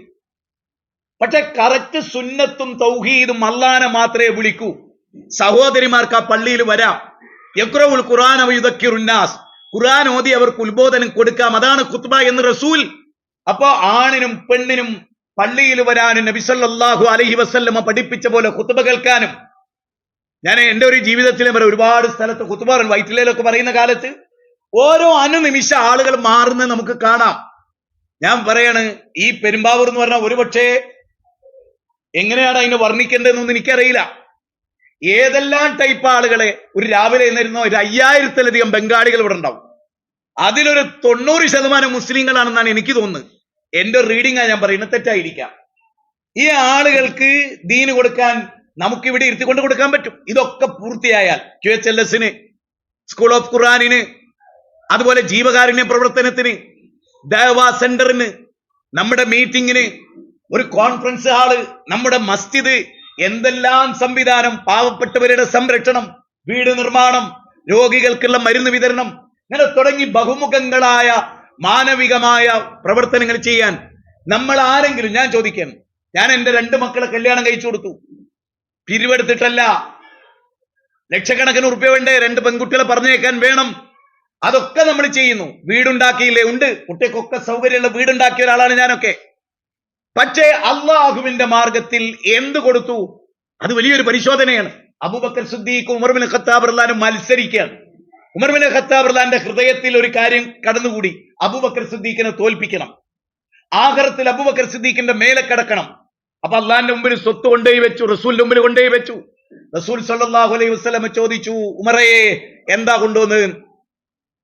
അദ്ദേഹം വലിയ ആളായിട്ട് പറഞ്ഞു, അള്ളാഹ് എനിക്ക് തന്ന സ്വത്തിന്റെ 50 നേർപാതി ഞാനത് അവിടെ കൊണ്ടുപോയി വെച്ചിരിക്കുന്നു. എന്നിട്ട് അദ്ദേഹത്തിന് മനസ്സ് തോന്നി, അദ്ദേഹം പിൽക്കാലത്ത് പറയാൻ, എന്റെ മുമ്പിൽ അബൂബക്കർ സിദ്ദീഖ് തോൽക്കും. കാരണം എന്റെ സ്വത്ത് കുറച്ച് കൂടുതലുണ്ട്, അബൂബക്കറിന്റെ കുറവാണ്. അബൂബക്കർ സിദ്ദീഖ് റളിയല്ലാഹു റസൂൽ ചോദിച്ചു, എന്തുകൊണ്ടോന്നു? അള്ളാഹുവിന്റെ റസൂലേ, അള്ളാഹ് എനിക്ക് തന്ന മുഴുവനും ഇതാ അവിടെ കൊണ്ടുപോയി വെച്ചിട്ടുണ്ട്. അപ്പൊ വീട്ടുകാർക്കൊന്നും ബാക്കി വെച്ചില്ലേ എന്ന് വെച്ചു. അള്ളാഹ് റസൂലുണ്ട്, അതിനേക്കാൾ വലിയ സമ്പത്ത് എന്താ ഒക്കെ വെച്ചു. അപ്പൊ ഉമർ ബിൻ ഖത്താബ് റളിയല്ലാഹു പറയുന്നുണ്ട്, ഇല്ല, എന്റെ ആഗ്രഹം ഒരിക്കലും നടമാടുകയില്ല, അബൂബക്കർ സിദ്ദീഖിനെ തോൽപ്പിക്കാൻ കഴിയില്ല. നിങ്ങൾക്കറിയോ, സൂറത്ത് റഅദ് 13-ാം അധ്യായം 22 മുതൽ 26 വരെയുള്ള വചനത്തിൽ അബൂബക്കർ സിദ്ദീഖ് പരാമർശിക്കപ്പെടുന്നുണ്ട് തഫ്സീറുകളിൽ. സലാമുൻ അലൈക്കും ബിമാ സബർത്തും, ക്ഷമിച്ചത് കൊണ്ട് സ്വർഗത്തിൽ കയറിക്കോളി എന്ന് പറഞ്ഞ് വിളിക്കുന്ന രംഗത്ത് പറയുന്നുണ്ട്. എന്താ പറയുന്നത്? യദ്ഖുലൂന അലൈഹാ മിൻ കുല്ലി ബാബ്, സ്വർഗത്തിന്റെ 8 വാതിലുകളിൽ നിന്ന് അബൂബക്കർ സിദ്ദീഖിനെ വിളിക്കും. അങ്ങനെ അബൂബക്കർ ആകാൻ ആഗ്രഹിക്കുന്ന എത്ര പേര് ഈ കൂട്ടത്തിലുണ്ട്? ലോകത്തെ ഏറ്റവും അറിയപ്പെട്ട കൈറോ യൂണിവേഴ്സിറ്റി എന്ന് തോന്നുന്നു, എന്റെ ഒരു ഓർമ്മ പെശക് ഉണ്ടാവാം, ക്ഷമിക്കണം. ആ യൂണിവേഴ്സിറ്റിയുടെ മുഴുവൻ സ്വത്തും കൊടുത്ത ഒരു സ്ത്രീയായിരുന്നു. ആ സ്ഥലവും യൂണിവേഴ്സിറ്റിയും ഒക്കെ അവരുടെ ഉപ്പ വഴി അനന്തരം കിട്ടിയ സ്വത്ത് മുഴുവനും ഒരു വലിയ യൂണിവേഴ്സിറ്റിക്ക് വേണ്ടി ഒരു സ്ത്രീ കൊടുത്ത സ്ഥലം. കേരളത്തിൽ എനിക്കറിയാവുന്ന 8 സ്ഥലങ്ങളിൽ സ്ത്രീകൾ വലിയ പങ്ക്, അവർക്ക് അവരുടെ കുടുംബ വഴി ഭർത്താവ് വഴിയൊക്കെ കിട്ടിയ സ്വത്ത് അള്ളാന്റെ മാർഗത്തിൽ വഖഫായി കൊടുത്തവർ. ഞാൻ ഇവിടെ ഇരിക്കുന്ന സ്ത്രീകളോട് ചോദിക്കുകയാണ്, ബഹ്റൈനില് സാൽവേഷന് പോയപ്പോ ഒരു ബക്കറ്റിന്റെ പാതിയിൽ സ്വർണ്ണമായിരുന്നു. സ്ത്രീകൾ ഊരിയിട്ട സ്വർണം അള്ളാഹുവിന്റെ ദീനിനു വേണ്ടി. നീ കാരണമായ ഒരാൾ ഹിദായത്തിലായാൽ, നീ കൊടുത്ത പൈസ കൊണ്ട് ഖുർആനിന്റെ 10 വചനങ്ങൾ ബോർഡിൽ എഴുതി വെച്ചാൽ, അത് വായിച്ചിട്ടൊരാൾക്ക് ഹിദായത്ത് കിട്ടിയാൽ നിനക്ക് കിട്ടുന്ന കൂലി അപാരമാണെന്ന് പറഞ്ഞപ്പോ സ്ത്രീകളൊക്കെ മോതിരവും വളയും ഉരുത്തം. ഞാൻ ഇവിടെ ഇരിക്കുന്ന സ്ത്രീകളോട് ചോദിക്കുക, നിങ്ങൾക്ക് 4 പെൺകുട്ടികളുണ്ടെന്ന് വിചാരിക്കുക, കാപ്പവൻ സ്വർണ്ണം എടുത്താൽ 4 ആള് കൂടിയ 1 പവനാവൂലേ? 65,000 രൂപ കിട്ടിയില്ലേ ഒന്ന്? അങ്ങനെ ഒരു 100 ആള് 1 പവൻ കൊടുത്തു വെക്കുന്നത്. ഈ പ്രൊജക്ട് പൂർത്തിയായി. ഞാനിതൊക്കെ പറഞ്ഞാലും മനസ്സ് മാറുന്നു, എനിക്ക് വലിയ പ്രതീക്ഷ ഒന്നുമില്ല. കാരണം എന്താ അറിയോ, ആരെയും കുറ്റപ്പെടുത്തല്ല. നിങ്ങളൊരു 40 കൊല്ലം മുമ്പ് കൊടുത്ത 10 റുപ്യാണ് ഇപ്പോഴും പള്ളി കൊടുത്തത്. 40 കൊല്ലം മുമ്പ് 10 റുപ്യ കൊടുത്ത്. ഈ 40 കൊല്ലത്തിനിടയിൽ ഇട്ട ഡ്രസ്സിന് 5,000 റുപ്യ ആയിട്ടുണ്ട്, ചെരുപ്പിന് 3,000 റുപ്യ ആയിട്ടുണ്ട്. പക്ഷെ മനസ്സിൽ അള്ളാന്റെ മാർഗത്തിൽ ആ പിശുക്കുണ്ടല്ലോ. ഞാൻ പറയുന്നത് മനസ്സിലാവുണ്ടോ? ഞാൻ ഒരു കാര്യം പറയാം, 10 റുപ്യ ചായക്കടയിൽ പോലും ഒരു തപ്പ് എടുക്കുവോ? 500 കുറഞ്ഞൊരു പൈസ അള്ളാന്റെ മാർഗത്തിലുണ്ട്. ഞാൻ നേരത്തെ ഒരു കണക്ക് പറഞ്ഞില്ലേ, മീൻ വാങ്ങുന്ന കണക്ക്, പച്ചക്കറി വാങ്ങുന്ന കണക്ക്, ഫ്രൂട്ട് വാങ്ങുന്ന കണക്ക്. എന്നിട്ട് ഈ ഭർത്താവ് എന്ന് പറയുന്ന ആളുണ്ടല്ലോ, ബാപ്പ അറിയുന്ന ആള്, അയാൾ ആ ഫ്രൂട്ടൊന്നും ഒന്നും തിന്നിട്ടുണ്ടാവില്ല. അതേ മനുഷ്യനാ ലോഹറിന് പള്ളിയിൽ പോയപ്പോ ഒരു പിരിവ് വന്ന് അയാൾ ചീഞ്ഞൊരു 50 റുപ്യ എടുത്തു കൊടുത്തു.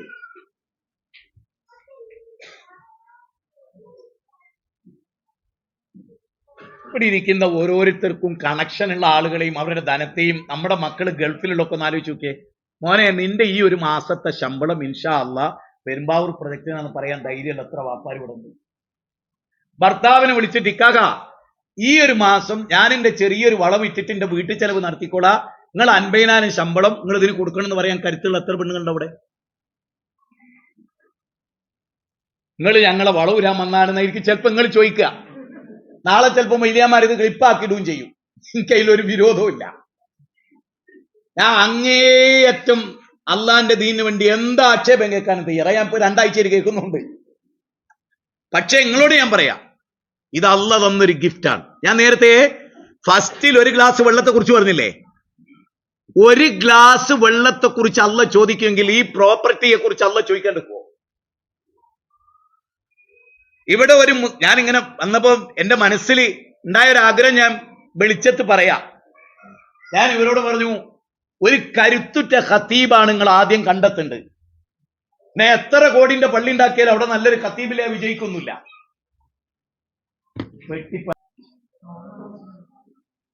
അപ്പൊ ചെറിയൊരൊച്ച കിട്ടു. പണ്ടൊരാൾ പറഞ്ഞിട്ടുണ്ടത്, ഒരു തേങ്ങെങ്കിലും ഉടച്ച് ഞാനൊരു ചിരട്ടെങ്കിലും ഉടയ്ക്കട്ടെ എന്ന്.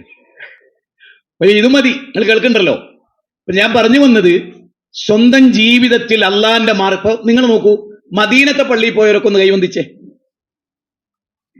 മദീനയിൽ ബാബു ജിബ്രീൽ, അങ്ങനെ പറഞ്ഞ എല്ലാവരും പരിചയിച്ചുകൊണ്ട് ആ ബാബു ജിബ്രീൽ നബിയുടെ, അബൂബക്കർ സിദ്ദീഖിനും ഉമർ ഇബ്നുൽ ഖത്താബിന്റെ റളിയല്ലാഹു അൻഹു സല്ലല്ലാഹു അലൈഹി വസല്ലം അത് കണ്ട് പുറത്തേക്ക് ഇറങ്ങിയ വിശാലമായി കിടക്കുന്ന നിലത്ത് ടൈലോ മാർബിളോ ഗ്രാനൈറ്റോ ഒക്കെ പതിച്ച സ്ഥല. യഥാർത്ഥത്തിൽ അതൊരു സ്വഹാബിയുടെ ബൈറുആഹ് തോട്ടം നിലന്ന സ്ഥല, അബൂതുല്ലത്തുൽ അൻസാരിയുടെ ബൈറുആഹ് തോട്ടം നിലന്ന സ്ഥല. അരുവികൾ ഒഴുകിയ മഹാത്തോട്ടമായിരുന്നു അത്. ലൻ തനാലുൽ ബിർറ ഹത്താ തുൻഫിഖൂ മിമ്മാ തുഹിബ്ബൂൻ എന്ന ആയത്തിറങ്ങിയപ്പോ അള്ളാന്റെ മാർഗത്തിൽ കൊടുത്തു. അതേ കുടുംബത്തിന് കൊടുത്തു, അള്ളാന്റെ മാർഗത്ത് കൊടുത്തു. കാരണം എന്താ അറിയോ, അവർക്ക് ഉറപ്പായിരുന്നു മഹ്ശറുണ്ട്. അവിടെ ഇദാ മാത്തൽ ഇൻസാനു ഇൻകത അമലു, മനുഷ്യന്റെ മരണത്തിന് ശേഷം ഒരേ ഒരു കാര്യം, വയബ്കാ വാഹിദൻ വയബ്കാ അമലുഹു, അമല് മാത്രം ബാക്കിയാകുന്ന ഒരു ലോകം. മനസ്സിരുത്തി ഒരു കാര്യം കൂടി ഞാൻ പറയാം, ഉറപ്പുള്ളൊരു കാര്യം പറയാം. ഇതൊക്കെ കേട്ടിട്ട് മാഷാ അല്ലാഹ് എന്തെങ്കിലുമൊക്കെ ചെയ്യണം നിങ്ങൾ വിചാരിച്ചിട്ട് നിങ്ങൾ ഇവിടുന്ന് ഇങ്ങനെ ഇറങ്ങിയിട്ട് ആ കുന്നിങ്ങനെ കയറി ആ CCTV ഉള്ളിടത്ത് എത്തുമ്പോ വീലീസ് ചോദിക്കുക, അല്ലേ ഈ 50,000 രൂപ കൊടുക്കാന്ന് മുജാഹിദ് വാൽച്ചിന്റെ പ്രസംഗം കേട്ട് നീയത്ത് വെച്ചതാ, എനിക്ക് കൊടുക്കാൻ കഴിയുമെന്ന് ഇബിലീസ് അവിടെ നിന്ന് ചോദിക്കൂ. അതിന്റെ ഇടയ്ക്ക് എന്തെങ്കിലും വിചാരിച്ചപ്പോ തന്നെ എഴുതിപ്പിച്ചാൽ ഞാൻ മതി. ഇബിലീസ് കോണിമേൽ പിടിക്കും. അങ്ങനെ പിടിച്ച ഒരുപാട് ചരിത്രമുണ്ട്.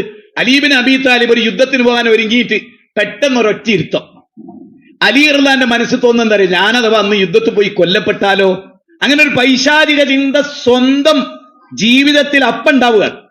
തൊട്ടപ്പുറത്ത് തന്നെ പടച്ചോൻ അദ്ദേഹത്തെ ഹെൽപ്പ് ചെയ്തു. എന്നിട്ട് അദ്ദേഹം ചിന്തിക്കുകയാണ്, അങ്ങനെ ചിന്തിക്കാൻ പാടില്ല, അള്ളാഹ് എനിക്ക് മരണം എന്ന് വിധിച്ചാൽ ഞാൻ എവിടെ ഇരുന്നാലും മരിക്കും.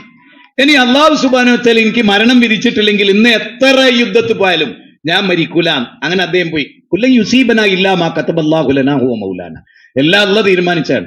പക്ഷെ ഒരു കാര്യം, നേരത്തെ ഞാൻ ഇങ്ങോട്ട് വരുമ്പോൾ വായിച്ച ഒരു പുസ്തകത്തിലുള്ള ഒരു കാര്യമാണ്, സഹാബത്ത് പരമാവധി അവരെന്ത് ചെയ്താലും ആരും അറിയാതെ അവരത് എത്തിച്ചിരുന്നു. വമാ തുൻഫിഖൂ മിൻ ഖൈരിൻ ഫലിയൻഫുസികും വമാ തുൻഫിഖൂന ഇല്ലാ ഇബ്തിഗാഅ വജ്ഹി റബ്ബി. സൂറത്ത് ബഖറ 272 വചന. അല്ലാത്തൊരു ഖുർആൻ. അതിൽ പറയുന്നത് നിങ്ങൾ എന്താ അള്ളാന്റെ മാർഗത്ത് കൊടുത്ത് നിങ്ങൾക്ക് ഖൈറിനാ, നിങ്ങളുടെ കാര്യത്തിന്, നിങ്ങളുടെ രക്ഷക്കാണ്. ഖബറിൽ നിങ്ങൾക്ക് കൂട്ടുണ്ടാകുക അത് മാത്രമാണ്. ഞാൻ പറഞ്ഞല്ലോ, ഒരു ബാപ്പാന്റെ ഖബറിടത്തിൽ ഒരു മകന് നിൽക്കൂല. ഞാൻ എൻ്റെ ഉമ്മ എനിക്ക് അത്രയും പ്രിയങ്കരമാണല്ലോ, നിങ്ങൾക്കൊക്കെ പ്രിയങ്കരമാണ്. ആ ഉമ്മ മരിച്ചിട്ട് ആ ഖബറുമ്പുറത്ത് പല ഊര് പോയി വർത്താനം പറയുന്ന പോലെ ഞാൻ ആ ഖബറുമ്പുറത്ത് നിൽക്കാറുണ്ട് ഉമ്മാന്റെ അടുത്ത്. പക്ഷെ നിങ്ങൾ ആലോചിച്ചു നോക്ക്, എൻ്റെ ഉമ്മന്റെ കൂടെ രാത്രി ഞാൻ നിൽക്കുവോ? എത്ര പ്രിയങ്കരാട്ടെ, ഞാൻ എൻ്റെ പ്രായം ചെന്ന് ഉപ്പാന്റെ കൂടെയാണ് നിൽക്കുന്നത്. ഉമ്മ പള്ളിക്കാട്ടിലാണ്. ഞാൻ വിചാരിക്കും എൻ്റെ അമ്മന്റെ അടുത്ത് പോയി ഇന്ന് അവിടെ കിടക്കട്ടെ, ഉമ്മാക്കൊരു കൂട്ടായിക്കോട്ടെ. ഇല്ല, ഉമ്മാന്റെ കൂട്ടെന്തായിരിക്കും? ഫൈർജീസിനാനി. അല്ല പറയാണ് ഉമ്മാനോട്, എന്റെ ഭർത്താവ് മടങ്ങിപ്പോരും, എന്റെ മക്കള് മടങ്ങിപ്പോരും. വാഹിദൻ, ഏയ് പെണ്ണെ, നിനക്ക് ബാക്കിയാകുന്നത് നീ ചെയ്ത അമലാണ് കേട്ടോ. അങ്ങനെയാണെങ്കിൽ ഞാൻ ചോദിക്കും, എന്തിനാ കെട്ടിപ്പൂട്ടി വെച്ചത്? ആഭരണം എന്തിനാ പോയിട്ട് ബാങ്കിൽ ഇട്ടത്? എടുത്തിട്ട് കൊടുക്കി. അടുത്ത നോമ്പിന് ഞാൻ വരുമ്പോ ഇവിടെ പള്ളിയുടെ ഒരു പണി കണ്ട് തകൃതിയായിട്ട് പൂർത്തിയാകുന്ന വിധത്തിൽ ഈ ഇരിക്കുന്ന ആളുകൾക്ക് ചെയ്യാൻ പറ്റുന്ന വിശ്വസിക്കുന്ന ഒരാളാണ് ഞാൻ. കാരണം അതൊരു പറഞ്ഞുതരാം. പറഞ്ഞുതരാം. ഞാൻ വളരെ ലളിതമായ ഒരു കാര്യം പറയാം. എന്റെ വീട്ടിൽ തന്നെ ഞാൻ രോഗികളായവർക്ക് വേണ്ടി ഒരു 3-4 മാസം ചെലവഴിച്ച തുക 11 ലക്ഷം രൂപയാണ്. രോഗം വന്നേ വിചാരിക്കും എന്റെ ഭാര്യയ്ക്ക് ഒരു ഓപ്പറേഷൻ വേണം, 4 ലക്ഷം വേണം എന്ന് പറഞ്ഞു. ഞാനത് ഉണ്ടാക്കി, ഞാനത് വാങ്ങിച്ചു. എന്താ, എന്റെ ഭാര്യ തിരിച്ച് ജീവിതത്തിലേക്ക് വരണം. എന്റെ ഉപ്പാക്ക് ഒരു അറ്റാക്ക് വന്നു, ലക്ഷക്കണക്കിന് റുപ്യ മുടക്കി. എന്റെ അമ്മോശന് അറ്റാക്ക് വന്നു, 4 ലക്ഷം റുപ്യ മുടക്കി. ഞാൻ ചോദിക്കുന്നത്, നിങ്ങളോട് ചോദിക്കുന്നത്, ഇതെല്ലാം നമ്മൾ മുടക്കുന്നുണ്ട് ദുനിയാവിൽ. പക്ഷേ ഇത് അടിയന്തര പ്രാധാന്യത്തോടെ നോമ്പാകുമ്പോഴേക്ക് ഒരു പള്ളി പൂർത്തീകരിക്കപ്പെടേണ്ടതുണ്ട്. നമ്മുടെ നാട്ടിൽ മൊറാലിറ്റി നഷ്ടപ്പെട്ടു പോവും. മാതൃഭാഷയിൽ ഖുർആൻ അനുസരിച്ച് സുന്നത്തനുസരിച്ച് ഒരു പള്ളി വരട്ടെ എന്ന് വിചാരിച്ചിട്ട് നമ്മൾ ആരെങ്കിലും 4 ലക്ഷം ഉണ്ടാക്കുന്നുണ്ടോ? എന്താണ് നമ്മുടെ മനസ്സിനെ പറ്റിയെന്ന് ചോദിച്ചാൽ, ദുനിയാവ് നമ്മളെ വരിഞ്ഞു മുറുക്കിയിരുന്നു. ഞാനൊരു കാര്യം പറഞ്ഞോട്ടെ, ക്ഷമിക്കണം സ്ത്രീകള്. പെരുമ്പാവൂരത്തെ സ്ത്രീകൾ ചുണ്ടിൽ ചായം തേക്കാൻ ഉപയോഗിക്കുന്ന പൈസ മാത്രം മതി ഈ ബിൽഡിംഗ് പൊന്താൻ. കയറി അടിക്കണം തോന്നുന്നുണ്ടായിരിക്കെങ്കിലും. പെരുമ്പാവൂരത്തെ മുസ്ലിം സ്ത്രീകൾ ചുണ്ട് തേക്കാൻ വേണ്ടി ഉപയോഗിക്കുന്ന ആ പൈസ ഒരു മാസം നിങ്ങൾ എല്ലാവരും ഒരു പള്ളി കൊടുത്താൽ, ഞാൻ പറയുന്നത് 3 കോടിയല്ല 300 കോടി ഉണ്ട്. ലോകത്ത് ഏറ്റവും കൂടുതൽ പണം ചെലവഴിക്കുന്ന ആയുധത്തിനാ. രണ്ടാമത്തെ എന്തിനറിയോ? ചുണ്ട് ചോപ്പിക്കാൻ. എന്റെ കണക്കല്ല കേട്ടോ, അന്താരാഷ്ട്ര കണക്കാണ്. ലോകത്ത് ആയുധം വാങ്ങാനാണ് ഏറ്റവും കൂടുതൽ പൈസ. രണ്ടാമത്തെ എന്തിനറിയോ? ചുണ്ടിൽ ചായം തേക്കാൻ. അപ്പൊ ഇവിടുത്തെ പെണ്ണുങ്ങൾ മാത്രം ഒരു മാസം ചുണ്ടിൽ ചായം തേക്കുന്നതിനെ തീരുമാനിച്ചാൽ 3 കോടിയല്ല 300 കോടി പെരുമ്പാവൂര് നോക്കും. ചിലപ്പതായി കിട്ടും ഏറ്റവും വലിയ വിവാദ പരാമർശവും. പക്ഷെ വസ്തുത അതാണ്, വസ്തുത അതാണ്, യാതൊരു സംശയവുമാണ്. ഇപ്പൊ നല്ലൊരു പർദ്ദ, ദുബായ് മോഡൽ പർദ്ദട്ട 3000 രൂപ കൊടുക്കുന്നത് അല്ലേ? ആണ്. അതേ സ്ത്രീ പള്ളിക്ക് എത്ര കൊടുത്ത്? 500 രൂപ. അങ്ങനെ ചിന്തിച്ച് നോക്ക്. ഞാൻ ഒരു അനുഭവം പറഞ്ഞ് ഞാൻ അവസാനിപ്പിക്കാം. 5 മിനിറ്റ് അധികമായി പോയി. അത് നമ്മുടെ സൗണ്ട് സിസ്റ്റം ഇങ്ങനെ ആയതുകൊണ്ട് ഞാൻ കവർന്നെടുത്തല്ല, അല്ലാതെ വന്ന ഏതോ ആവട്ടെ. ഞങ്ങളുടെ മുമ്പ് മുജാഹിദ് പ്രസ്ഥാനം ഒന്നിച്ച് നിന്ന കാലത്ത് അന്നത്തെ യൂത്തിന് ഒരു കടബാധ്യത വന്നു. അന്നത്തെ യൂത്തിന്, അതൊരു നോമ്പിന്റെ തൊട്ട് മുമ്പായിരുന്നു, ഞാൻ ഇപ്പോഴും ഓർക്കാണ്. അല്ലെങ്കിൽ ഞാനൊരു കാര്യം ആ സദസ്സിൽ കയറി പറഞ്ഞു. ഈ പെരുന്നാളിന് 500 രൂപയ്ക്ക് ഷർട്ട് വാങ്ങും തീരുമാനിച്ചവർ 300 വാങ്ങുമെന്ന് തീരുമാനിക്കാം. ചെറിയ പെരുന്നാളിന് 400 രൂപയുടെ ചെരുപ്പ് വാങ്ങുമെന്ന് വിചാരിച്ചവർ 200 ചെരുപ്പേ വാങ്ങുമെന്ന് വിചാരിക്കാം. അങ്ങനെ പെരുന്നാളിന് ഒരു വ്യക്തിക്ക് എത്ര രൂപയാകുമോ അതിൽ നിന്നൊക്കെ 200 രൂപ പിടിക്കുക. അങ്ങനെ എല്ലാവരും ആ പൈസ കൊണ്ടുവന്നിട്ട് യൂത്തിന് കൊടുക്കുക. കടവും തീർന്നു, ലക്ഷക്കണക്കിന് റുപ്യ കയ്യിലുണ്ടായിരുന്നു. വെറുതെ നമ്മളൊന്ന് പ്ലാൻ ചെയ്താൽ, ഞാൻ വെറുതെ പറയല്ല, നിങ്ങളൊരു 2 മാസം നിങ്ങളുടെ ജീവിതത്തിൽ പ്ലാൻ ചെയ്തിട്ട് നല്ലൊരു തുക ഇതുപോലെ മാറ്റി വെച്ചിട്ട് നിങ്ങൾ ഇവിടെ കൊണ്ടുപോയി കൊടുത്തു നോക്കൂ. ഒരാളെടുത്തേക്ക് ഒരാൾക്കും പോണ്ടി വരില്ല, നിങ്ങൾക്കൊരു ടെൻഷൻ അടിക്കേണ്ടി വരില്ല. അതുകൊണ്ട് ഒരുപാട് കാര്യങ്ങൾ പറയണമെന്ന് വിചാരിച്ചാണ് ഞാൻ ആ ടൈമിലെ നല്ലൊരു മുഹൂർത്തത്തിലേക്ക് വന്നത്. നമുക്ക് നല്ലൊരു പരിപാടി അല്ല, ഇത് മൈക്ക് സൗണ്ട് വന്നാലും ഇനി ഞാൻ പ്രസംഗിക്കില്ല. ഇപ്പൊ സൗണ്ട് അങ്ങ് ഗംഭീരായാലും ഇനി പ്രസംഗിക്കില്ല. ഇനി നിങ്ങൾ എന്ത് ചെയ്യാൻ പറ്റും? നമ്മൾ സീമ ഓഡിറ്റോറിയത്തിൽ, ഓർമ്മയുണ്ടോ? അതുപോലെ നല്ലൊരു ഗ്രാൻഡ് പരിപാടി വെച്ചാൽ നല്ലൊരു വയലിൽ ഞാൻ നടത്തി തരും. 2 മണിക്കൂർ വേറെ ആരും ഉണ്ടായിരുന്നു. അധ്യക്ഷൻ വരെ ഇറങ്ങി സീറ്റിൽ ഇരുന്നിട്ട് മൂപ്പരും കേൾക്കുക, എല്ലാ നേതാക്കന്മാരും സീറ്റിലിരിക്കുക, ആരും എണീച്ചെടുക്കാത്ത ഒരു വയല് സീമാ ഓഡിറ്റോറിയത്തിൽ നോമ്പിനെ സ്വാഗതം ചെയ്തുകൊണ്ട് അഹൽ റമളാൻ നിങ്ങൾ വെച്ചാൽ ഇൻഷാ അല്ലാഹ് ഞാൻ വരും. ഇപ്പൊ ഞാൻ അവസാനിപ്പിക്കുകയാണ്. നിങ്ങൾ പറയാനുള്ളത്, നല്ല ബിഗ് ഓഫർ ഈ സ്ഥാപനത്തിന് വേണ്ടി നിങ്ങൾ ചെയ്യണം. ഈ സ്ഥാപനം നിലനിൽക്കണം, ഇത് പടുത്തുയർത്തണം. ഈ ആദർശത്തിനൊരു മൗലികതയുണ്ട്. ഒരുപാട് ആളുകൾ ഇതിലേക്ക് വരുന്നുണ്ട്. എന്തൊക്കെ തെറ്റിദ്ധാരണ പ്രചരിപ്പിച്ചാലും മാഷാ അല്ലാഹ് വമ്പിച്ച വിജയമാണ്. നിങ്ങൾ നമ്മുടെ നേതൃത്വത്തിന് വേണ്ടി പ്രാർത്ഥിക്കാൻ നിങ്ങൾക്കറിയാം. ഹാരിസ് ബിൻ സലീമിന് കുറച്ച് സുഖമില്ലാതെ അദ്ദേഹം ഹോസ്പിറ്റലിലായി. അൽഹംദുലില്ലാ അല്ലാഹുവിന്റെ അനുഗ്രഹത്താൽ വീട്ടിലോട്ട് മടങ്ങി.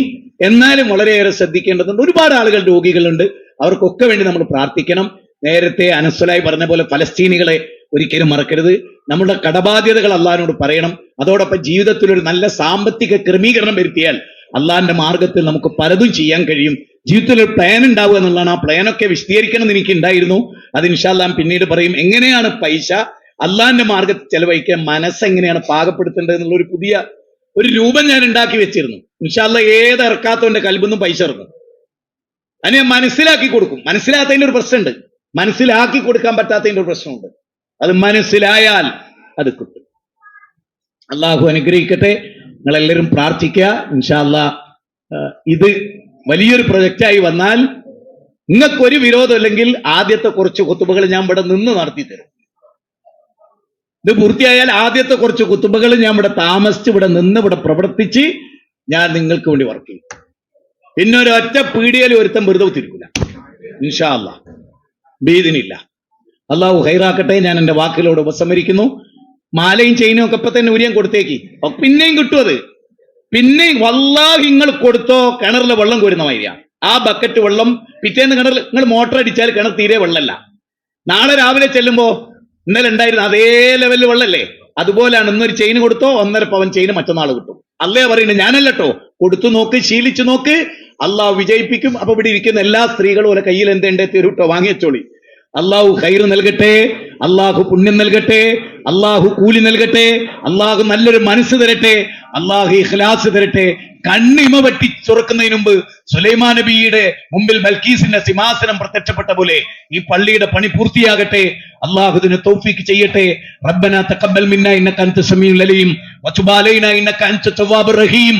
ربنا اغفر لنا ولإخوان الذين سبقونا بالإيمان ولا تجعل في قلوبنا غلا للذين آمنوا ربنا إنك رؤوف رحيم. اللهم يا مقلب القلوب ثبت قلبي على دينك. ربنا آتنا في الدنيا حسنة وفي الآخرة حسنة وقنا عذاب النار. وصلى الله وسلم على نبينا محمد وآله وصحبه أجمعين والحمد لله رب العالمين.